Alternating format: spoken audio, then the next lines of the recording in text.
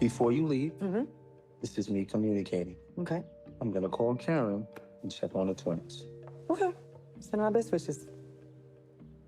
Cool? It's fine, Zach. Yeah. I'll see you later. Have another kiss? Of course. Mm. Oh, baby.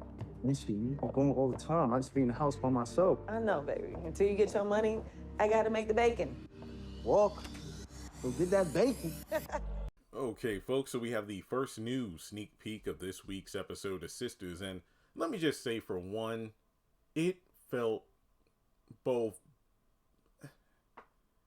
wonderful and sad, because we have this bittersweet moment, at least to me, where I was smiling from ear to ear this entire clip, just seeing Zach and Fatima being the Zach and Fatima we know, or the Zatima we remember. What I mean by that is, back when these two first got together, remember when Sistas was really falling off season 3, season 4? Yet, in the midst of a 38-minute episode of mediocrity, we would wait with childlike abandon and excitement for just those maybe 2, if we're lucky, 3 minutes of Zach and Fatima. It doesn't matter if they were in person or if they were in separate places, but we saw them talking to each other over the phone, making each other smile. That made the episode worth it. Pre-Zatima series, I'm talking Sistas. You remember what I'm talking about now. When those moments where they'd be at Fatima's apartment, or after Zach got his house, or if they are, driving somewhere together, or Zach pops up to Fatima's job, those moments are what made the episodes. So seeing these two laughing, being sarcastic with each other, showing affection, no arguments, no lessons to be learned, no animosity. Even when Karen was brought up in the conversation, hey, I'm just going to call her to check on her and the twins. Is that okay? Zach, it's okay. I could just put this scene on loop because it just made me happy. Now, simply put, they're just looking at the murder suspect board, and it's a question of if it was the right thing to do to put the seed of suspicion in Andy's head about Robin being the one that stabbed Gary. And, there is a bit of reassurance of, well, before, Andy hops back in bed again with Robin, I want to make sure she's aware of what's going on. And Zach's like, wait, she effing Robin again already too? And, Fatima clears it up stating, no, I meant get back in bed business-wise. But let's be honest, based off Andy's ways, the panties are going to be off sooner than later. But, do you think, wait, hang on, I was about to ask a question. I feel like, let me check myself. Do you think Robin be sniffing panties like Gary? I don't know. But, I don't know. Again, I don't kink shame, but hey. So, more to the point, they're just going over the suspect board, trying to figure things out. And then Fatima's like, well, I got to go to work. And then Zach's like, oh, I miss you. You're always going, well, hey, you know what? While you're trying to get your money back, while you're still in the red, I got to be the breadwinner. So I got to go out there and bring home the bacon. And I'm just sitting here scratching my head because yet again, we have a moment. And this didn't take away from the scene, but it's a moment that had me scratching my head like, wait a minute. Here I go trying to merge the timelines again. We know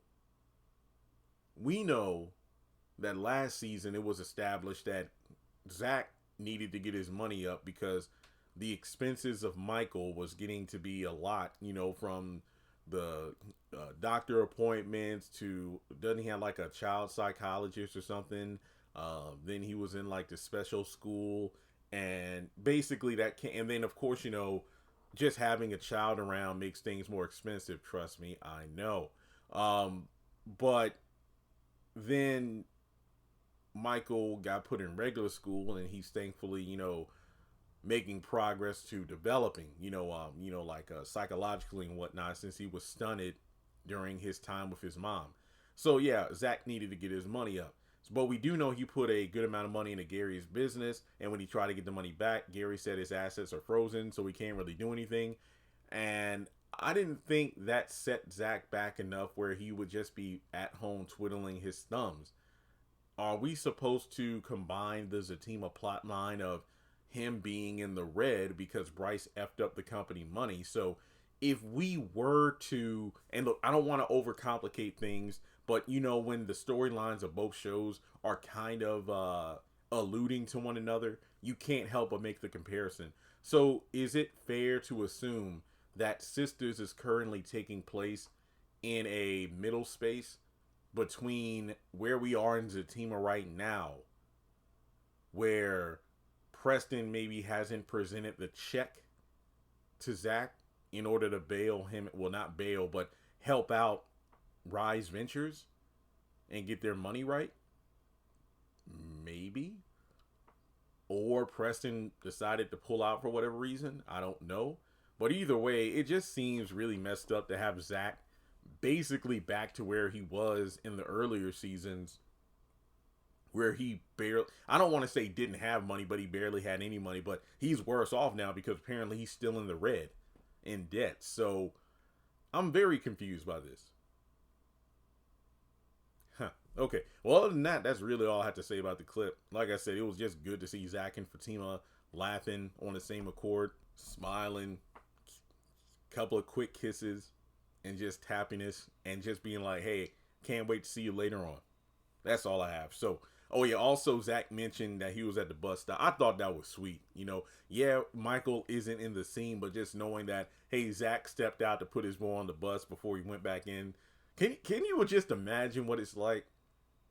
You know, in a household like that, you wake up in the morning, you know, shower, get dressed, eat breakfast, you send your boy off to school, and then go back inside to try to solve a murder attempt with your fiance before she goes out to work. I mean, when you really think about it, that's some wild stuff. But then again, I kind of do the same thing. I wake up in the morning, see my nephew get on the bus, come back in here after I get something to eat, open up my laptop, look at my notes, and try to solve situations involving murder, affairs, and other aspects of drama because it's my job. The only difference is I don't have a woman. So that's really all I have to say. Let me know your thoughts in the comment section below. Like and subscribe, and I'll catch you in the next one.